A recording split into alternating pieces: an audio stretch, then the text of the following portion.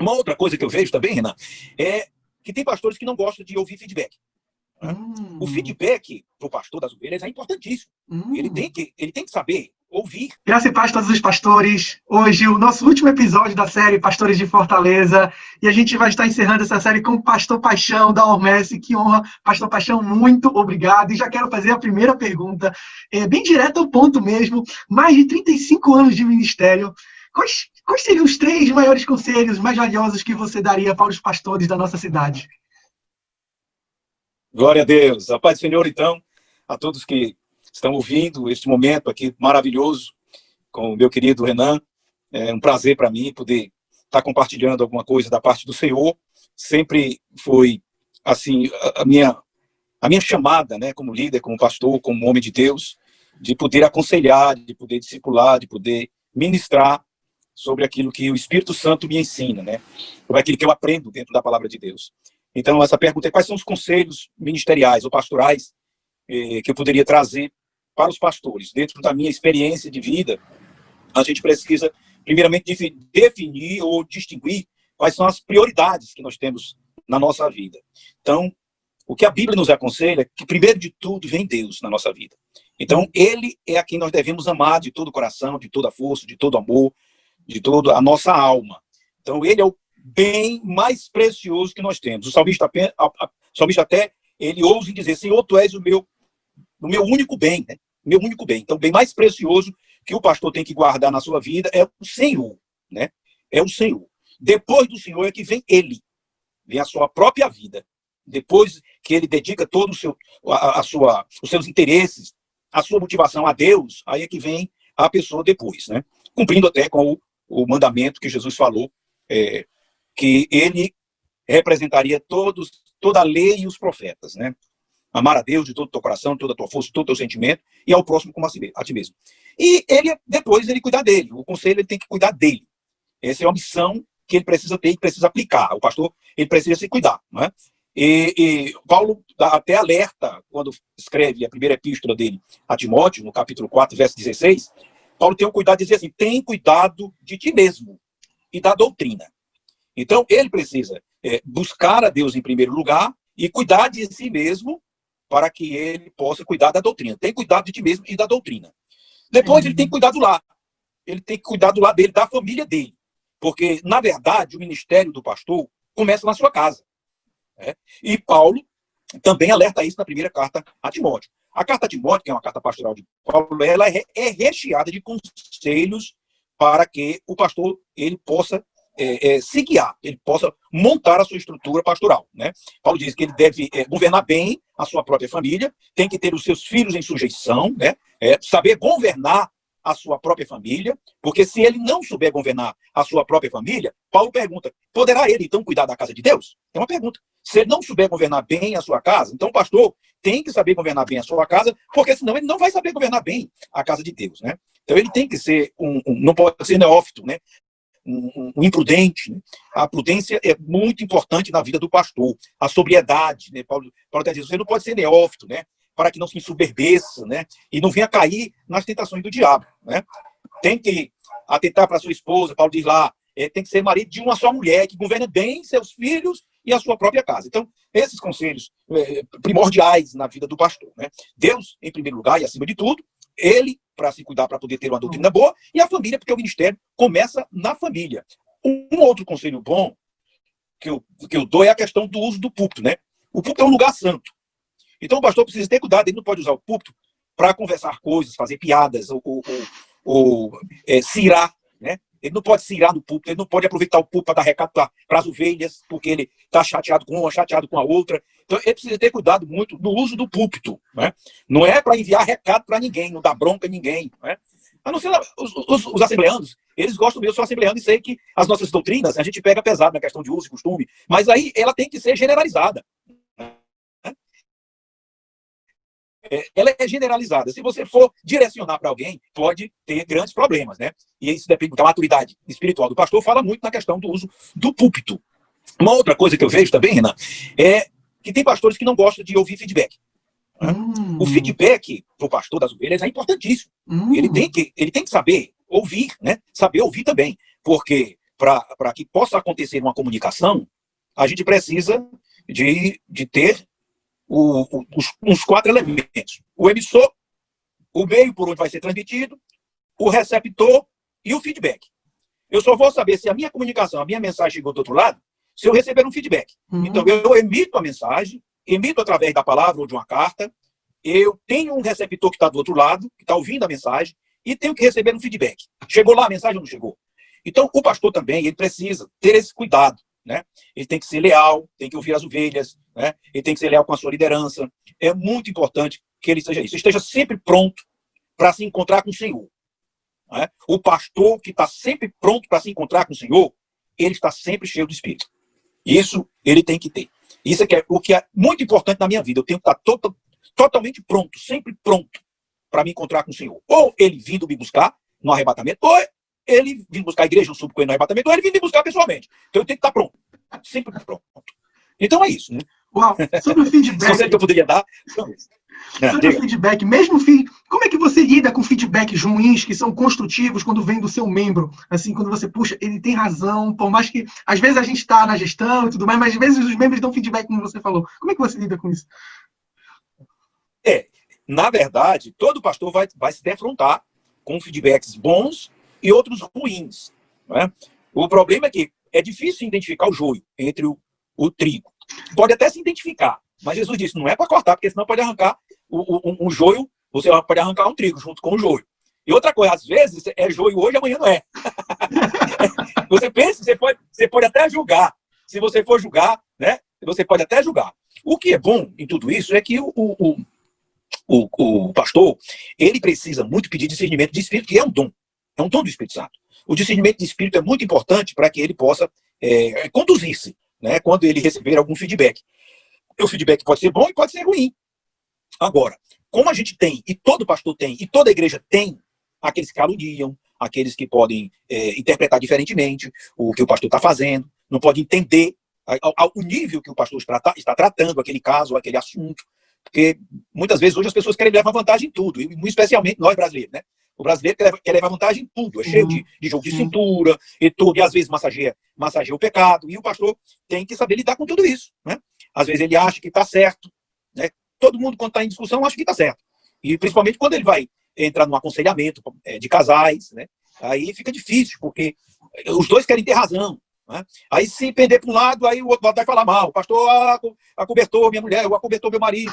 Então é muito problemático. Isso é muito problemático. Então é necessário para isso muita oração, muita busca do Senhor, para o Senhor dar o direcionamento correto. Uau. Na questão do feedback, é preciso que o Espírito de Deus ele possa te dar esse direcionamento. Né? Que incrível.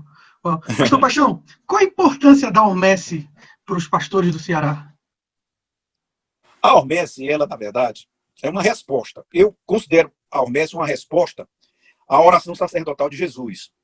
Então, lá em João 17, tem uma oração. Todo João 17, o capítulo 17 de João, é uma oração que o Senhor Jesus está fazendo.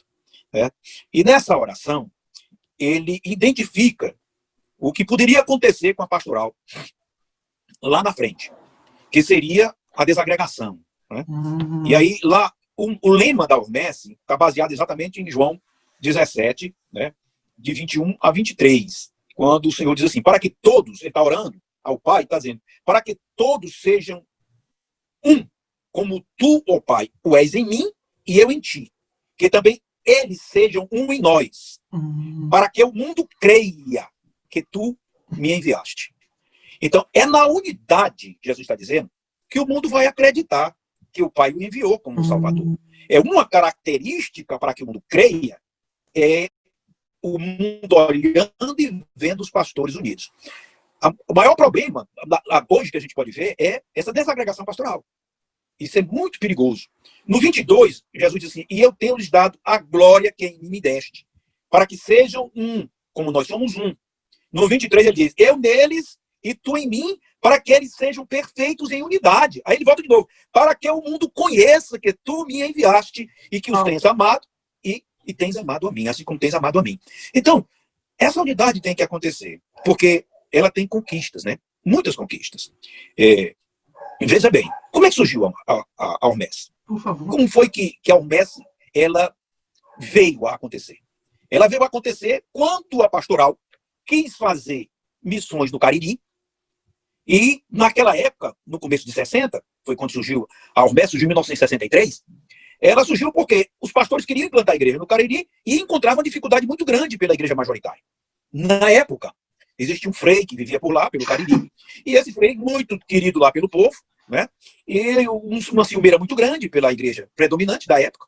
E então, os missionários que iam para lá, os pastores missionários, para abrir igreja, não conseguiam se estabelecer porque havia uma perseguição muito grande, né?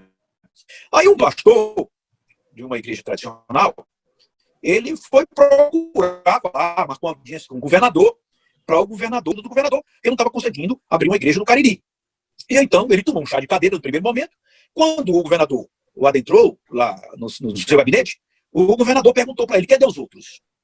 Aí ele ficou assim, ele, né, tomou um espanto e disse: mas o senhor se refere a quem? Ele disse: não, cadê os outros pastores? Aí ele disse: não, mas o senhor está representando os pastores? Aí ele disse: não, eu disse: qual é a sua igreja? Aí ele disse o nome da igreja dele, não quer dizer aqui, mas disse o nome da igreja dele. Aí ele disse: mas o senhor é só uma igreja, né? Não são muitos pastores de várias igrejas. Então o senhor faz o seguinte: o senhor vai, convida alguns pastores das outras igrejas e vem aqui e eu recebo o senhor. E aí aconteceu. Esse pastor foi e convidou alguns pastores. Então, naquela época, ele convidou o pastor Natanael Cortez, que era o pastor da igreja presbiteriana, convidou o pastor Emiliano, que era da igreja Assembleia de Deus, Tempo Central, e foi também com ele o pastor Sebastião Mendes Pereira, que é o pastor Bastos, também foi. Convidou o pastor Samuel Munguba, da igreja do Porongabuçu, a Batista do Porongabuçu. Convidou o pastor Davis, que era pastor da primeira igreja batista da Aldeota. Convidou o pastor João Batista Martins de Sá, que era o pastor da igreja batista do Monte Castelo. E esses homens foram todos. Quando chegou lá, aí o governador bateu palma. Agora sim, agora eu vou ouvir a igreja evangélica, os protestantes. Aí pegou e disse: bom, então vamos lá, contem. Aí ele contou que havia essa perseguição, que era difícil abrir uma igreja naquela região. Aí o governador: muito bem, pois eu vou fazer aqui uma resolução, vou mandar para os delegados de polícia, que tem por lá, para a polícia, para dar todo o suporte a você, aos batalhões e tudo, para que vocês fiquem desimpedidos, porque eu estou lá e vocês podem estabelecer onde vocês quiserem. Então, vou pedir para dar proteção de vocês. E assim, em 1963, surgiu a Ormesp. A Ormesp surgiu de uma composição de pastores, desses pastores, que eram as igrejas predominantes da época, né, em 1963, também com 57 anos já, né, da existência da Ormesp, surgiu a Ormesp desse jeito, na unidade pastoral, para conquistar os nossos direitos e fazer com que as autoridades reconheçam que nós não somos. O corpo de Cristo não está decepado. O corpo de Cristo não está cortado. Né? O corpo de Cristo ele existe na junção dessas igrejas. Então, é assim que surgiu a nossa querida e muito amada Ormesp. Uau, que incrível. Compartilha pra gente alguma experiência marcante ou um rico aprendizado desses tantos anos que você tem na Ormesp, por favor. Bom, ao longo da Ormesp, eu assumi a Ormesp em 2001 para 2002. Uma das primeiras coisas que eu pensei logo no primeiro mês foi fazer um planejamento estratégico. E convidei alguns amigos meus da Secretaria da Fazenda, que trabalhavam com planejamento. Eu, na época, era exatamente diretor da Fazenda, na Secretaria da Fazenda. E nós, então, reunimos lá na Igreja Presbiteriana Central de Fortaleza, num sábado todo, 38 pastores que eu convidei. Convidei também um dos diretores da Fazenda que trabalhava com planejamento para ser o facilitador, e mais algumas pessoas que trabalhavam com planejamento comigo. E nós, então, montamos a nossa missão, nosso macroprocesso, e fizemos vários planos de ação, plano de metas, e estabelecemos, então, a Ormesp definindo tudo. Porque quando eu recebi a Ormesp, eu recebi apenas uma pasta com 27 fichas, e nada mais. E a gente precisava de muitas outras coisas para estabelecer uma instituição que buscava a unidade pastoral.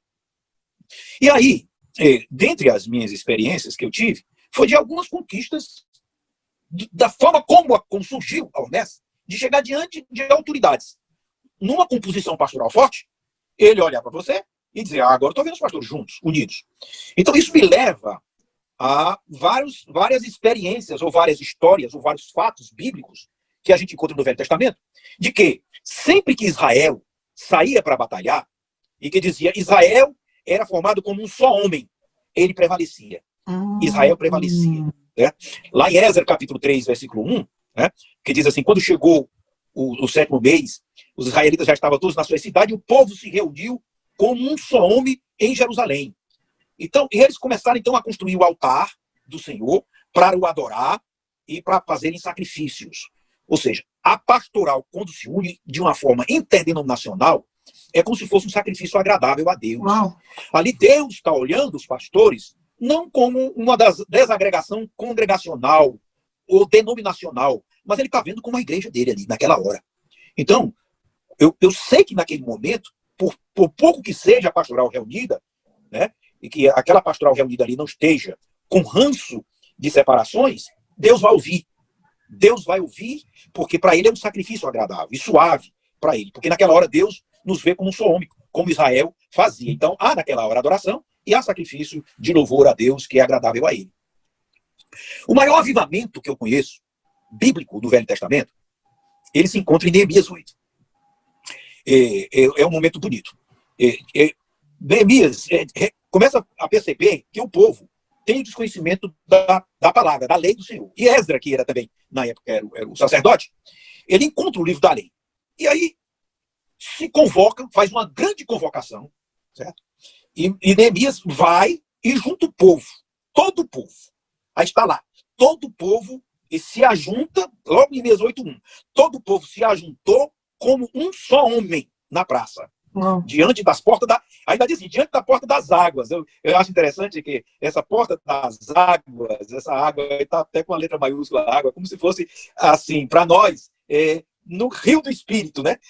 A porta das águas. E disseram a Esdra, ele escreveu que trouxesse a livro da lei. Quando eles trazem o livro da lei, que Esdra abre o livro da lei, todo o povo glorifica a Deus. E o que acontece nesse dia, quando o povo está como um só homem? Eles começam a adorar a Deus e os levitas saem, passando pelo povo e ensinando. O versículo 8 de Neemias diz que eles ensinavam e explicavam ao povo até que o povo entendesse. E quando o povo entendeu, o povo rolou no chão, chorando, arrependido por todas as coisas que fizeram erradas diante de Deus. E foi um avivamento tão grande, mas tão grande, né?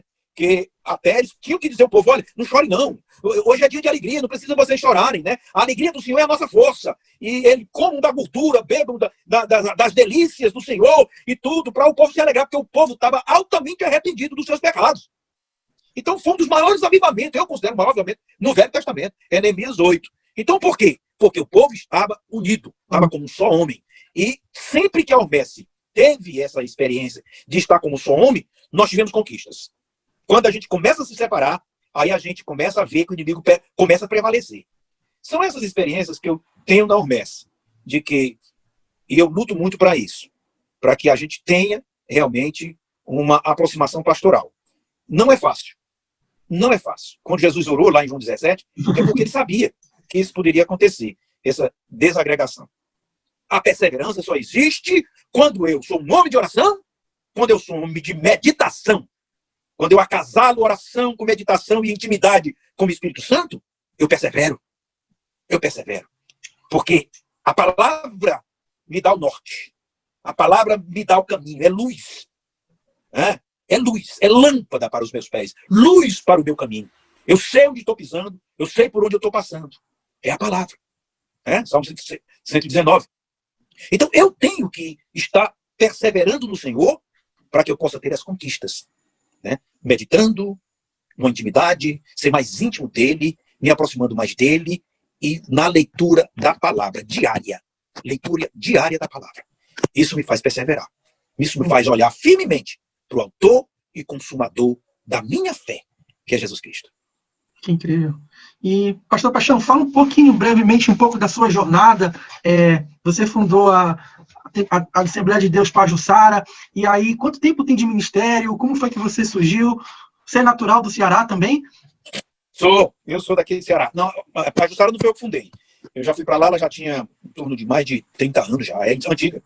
A igreja lá é muito antiga. A minha jornada começa no começo de 80.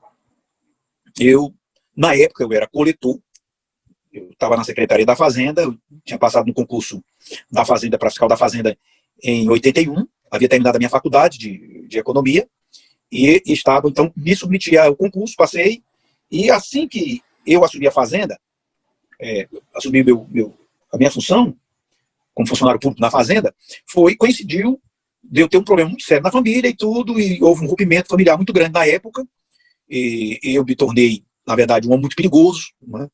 Eu tinha vindo do Exército, né? Tinha servido do Exército de 69 até 75, e de 75 eu pedi licenciamento do Exército porque passei no concurso da Aeronáutica. Eu fui para o Centro Integrado de Defesa Aérea e Controle de Tráfego Aéreo, trabalhei em São Paulo, me formei em São Paulo, no Centro Tecnológico Aeroespacial, e fui trabalhar no 4º Comando, em Brasília, né? No aeroporto. E depois foi que eu voltei para Fortaleza, pedi também licenciamento lá para cuidar da minha mãe, que eu sou filho único, ela estava em Fortaleza, precisando muito de mim, e eu tive que vir para Fortaleza. E aqui foi que eu terminei a faculdade, fiz o concurso, passei e tive problemas sérios com a família logo no primeiro momento, assim que passei na Fazenda. E quando foi em 84, praticamente foi um momento de... estava no fundo do poço, mesmo sendo um auditor fiscal da Fazenda, e conheci Jesus através de uma serva de Deus, que era a irmã Maria Amélia. Ela era dirigente do Circo de Oração da Congregação das Assembleias de Deus em Álvaro N. E ela tinha um jardim de oração na casa dela. E eu fiquei frequentando e praticamente cresci na fé dentro de um jardim de oração, né? Mesmo já sendo esse ano passado, pelo Exército, como oficial do Exército, como controlador de voo, como auditor fiscal da Fazenda, você vê como conhecimento e posição e status não vale nada. Não vale nada. É como Paulo diz, reputei como esterco. Todo o meu conhecimento é esterco. Não valia nada, a posição não valia nada. Eu pensei que era alguma coisa e não era nada. Eu era um miserável, pobre, cego e nu, como Jesus diz lá em Apocalipse, né? E aí, humilde, minha mãezinha na fé, lá na Praia do Arpoador, casinha humildezinho, quase na beira da praia. Pense no lugarzinho bem humildezinho, foi lá que eu me encontrei com Jesus. Pronto, aí comecei.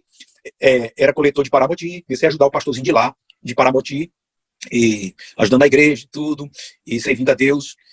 E com poucos meses, uns 3 ou 4 meses, eu já fui convidado para louvar numa cruzada evangelística. E aí comecei a louvar, e trabalhando nessa cruzada, eu já fui convidado para pregar, para ser o pregador, um dos pregadores dela, né? Tinha um pregador. E aí eu comecei a pregar. Eu pregava um dia, esse outro irmão pregava outro. E todo mês a gente estava saindo para o interior, né? Em suma, eu passei a ser o pregador oficial dessa cruzada. O outro irmão ficou trabalhando no outro canto e eu fiquei como pregador oficial dessa cruzada. Eu passei 13 anos, então, pregando em cruzadas pelo interior do estado do Ceará.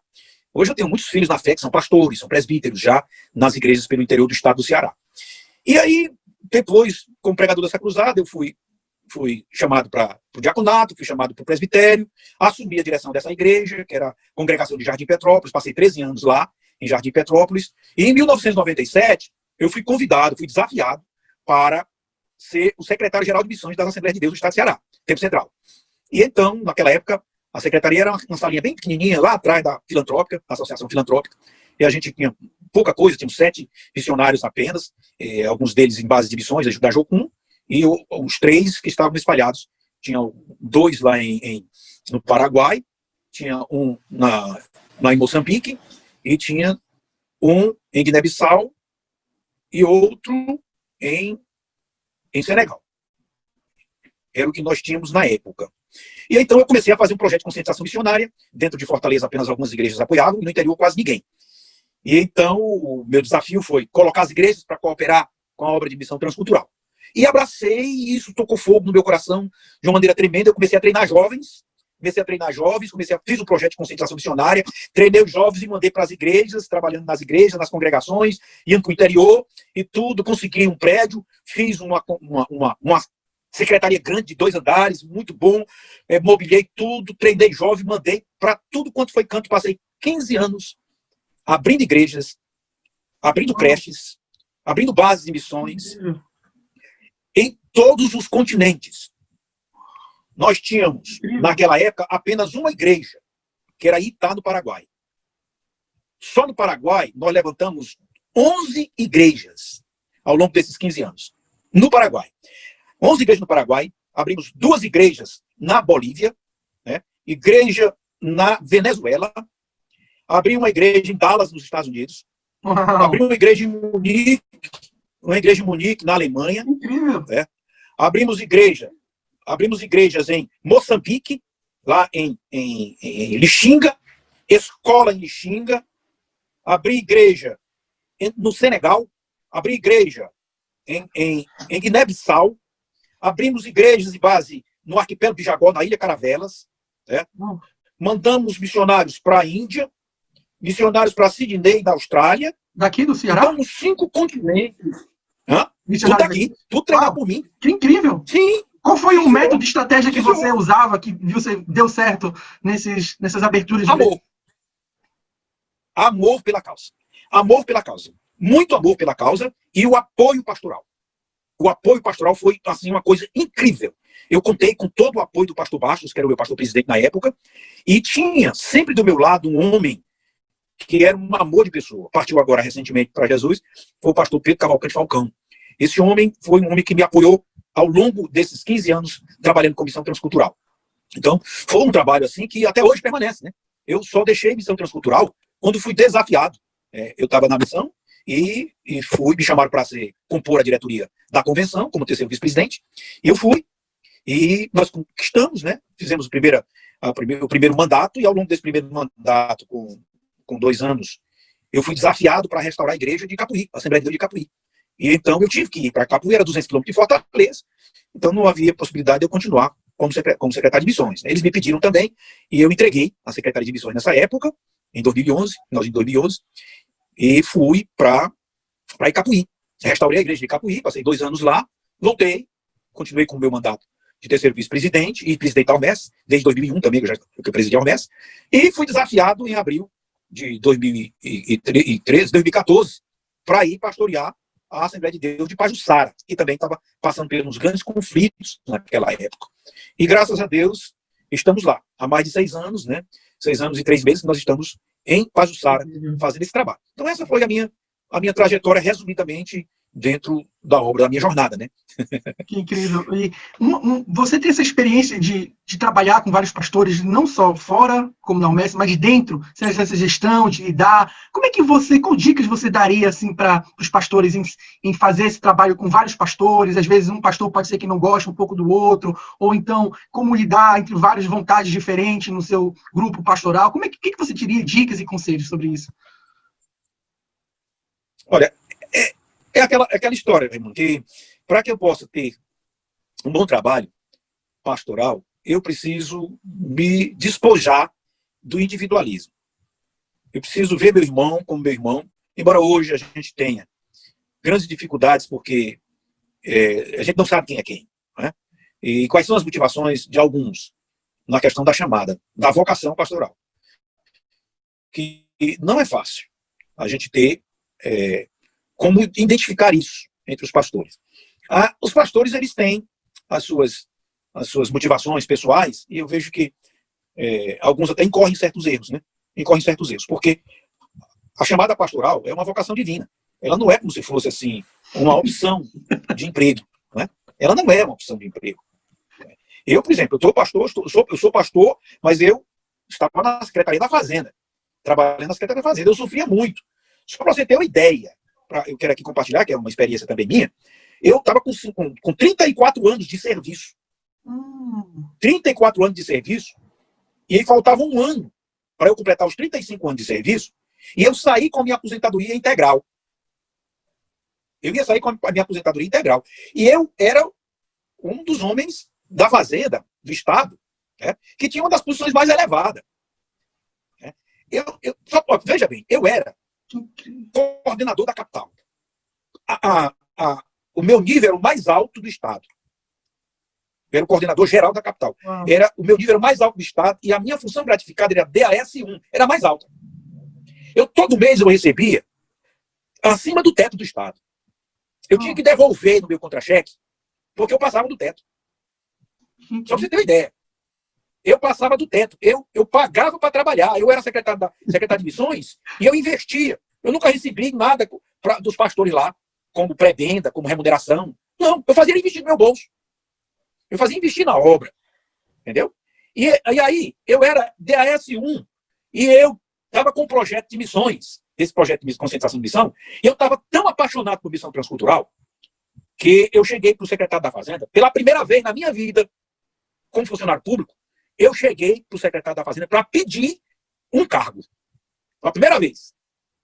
Eu cheguei para ele e disse: eu queria ir para o contencioso administrativo tributário. O contencioso administrativo tributário é o Tribunal de Impostos e Taxas do Estado do Ceará. É o tribunal. E eu era o coordenador da capital. DAS-1, não tinha nível maior que esse. Aí ele diz, você quer ser o presidente do tribunal? Eu digo, não quero não. Por que você quer? Eu digo, não, me bota como primeiro vice. Aí você vai perder dinheiro, rapaz. Você vai descer de um DAS1 para um DAS2, diz para mim. Eu digo, não tem problema não. Deixa comigo. Agora, qual era a minha pretensão? Era porque os vices davam expediente só pela manhã, quando faziam as sessões de julgamento. Porque eu seria o primeiro presidente e seria o presidente da primeira Câmara de Julgamento de Processo Tributário. Então eu teria a sessão de julgamento todo pela manhã, como juiz, para julgar os processos. E à tarde eu estava livre para ir para a Secretaria de Missões e fazer o trabalho de Deus. Então, primeiro, perdi dinheiro de AS1 para poder fazer a obra de Deus. Só que o que eu perdi praticamente, eu devolvia, porque passava do teto. Então eu prefiro trabalhar mais para Deus, né, ficar mais livre. Só que eu fiquei tão apaixonado por a obra de missões que eu estava com 34 anos de serviço e não suportei. E entrei com a minha aposentadoria proporcional. Uau. Pedi minha aposentadoria com 34 anos de serviço e perdi quase 5 mil do meu salário. Uau. Foi assim. Então, para quê? Para servir a Deus. Eu não perdi nada. Eu ganhei. E ganhei muito. Porque hoje está aí, está tudo para a glória de Deus. Quantas igrejas Deus, através de mim, não construiu, não edificou em vários países do mundo? Que incrível. Quantas creches? Até no Cairo a gente tem creche. Uau! Quando eu entreguei a missão, quando eu recebi a missão, eu recebi com 7 missionários e uma igreja. Uma igreja. Quando eu entreguei o trabalho missionário, nós tínhamos em torno de quase 30 igrejas espalhadas em todo o mundo e tínhamos em torno de 104 missionários espalhados. Também. Em todo este mundo. Para a glória de Deus. E missão ainda está no meu coração. Pastor Deus me condicionasse hoje e dissesse, vai meu filho, estaria indo. Uau! Uau! Pastor, mensagem final para os pastores da nossa cidade, por favor. Bom, o que eu tenho que dizer para os meus amados pastores e amados irmãos é que Jesus está voltando. Essa é a mensagem do dia. Se você... do dia e dos dias que se aproximam. Não precisa ter muito discernimento do Espírito, basta você realmente estar ligado com o Senhor para saber que o que tem acontecido hoje no mundo todo são sinais fortíssimos. Aí alguém pode dizer assim, mas pastor, já teve pandemias piores do que essa em todo mundo. Tudo bem, mas só que não é a questão somente da pandemia. Nós vemos um crescimento de iniquidade sem precedentes na face da terra. Nós vemos uma sodomização escancarada. Nós vemos as nossas crianças, todas elas, sendo destruídas, corrompidas. Moloque está solto. Solto. Já não se sacrifica mais crianças na boca de Moloque, como faziam antigamente, jogando-a dentro de uma boca de uma garganta flamejante e queimando as nossas crianças para que pudessem ser inférteis. Hoje as nossas crianças estão sendo mortas e vivas. Estão matando mentalmente as nossas crianças, corrompendo-as através dessa ideologia de gênero que está tomando conta do mundo. Os sinais hoje não são apenas num lugar. Eles estão às escâncaras.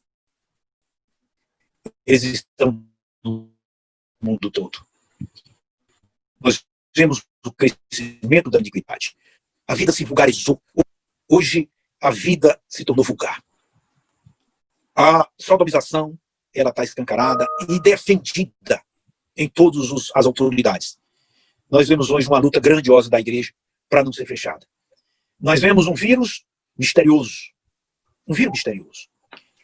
Ele é perigoso? É. Mas mais perigoso ainda é o que estão fazendo com ele. É como se estão apropriando do vírus para agredir a igreja, para maltratar a igreja, para fechar a igreja, para calar o evangelho. E tudo isso são sinais. A gente vê aí como está esse mover da implantação da nova era, do globalismo. Tudo isso são sinais da vinda de Jesus. E é tão sério que Jesus, quando fecha o Apocalipse, quando fecha o livro do Apocalipse, no capítulo 22, por 3 vezes ele repete, eis que cedo venho, eis que venho sem demora. Eis que presto, vem. 3 vezes, como se disse assim, olha, isso aqui é verdade. Esteja pronto. Esteja pronto. Então, a minha mensagem final para os pastores é isso. Esteja pronto, porque estamos muito perto de vê-lo face a face. Olho no olho. Face to face. Para a glória de Deus. Para a glória de Deus. Então é isso, meus amados irmãos. Vamos ouvir já já um toque de trombeta. Uau. Vamos já já ouvir o nosso novo nome ser chamado na glória. Iremos vê-lo como ele é. Louvado seja o nome do Senhor. Ora vem, Senhor Jesus. Maranata! Bom, muito obrigado. Essa foi a série Pastores de Fortaleza. E nós encerramos agora. Muito obrigado, pastores.